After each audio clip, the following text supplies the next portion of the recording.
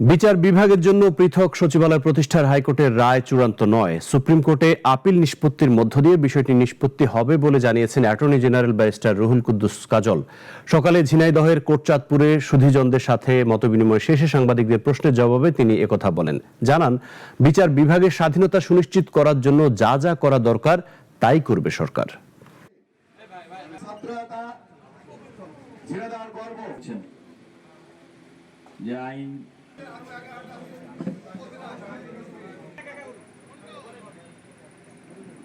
বিচার বিভাগের স্বাধীনতায় আমরা প্রত্যেকে বিশ্বাস করি এবং বিচার বিভাগকে সম্পূর্ণভাবে স্বাধীন করে মানুষের সুবিচার প্রাপ্তির যে অধিকার, সে অধিকার সুনিশ্চিত করার জন্য প্রত্যেকটা সরকারের দায়িত্ব এবং কর্তব্য।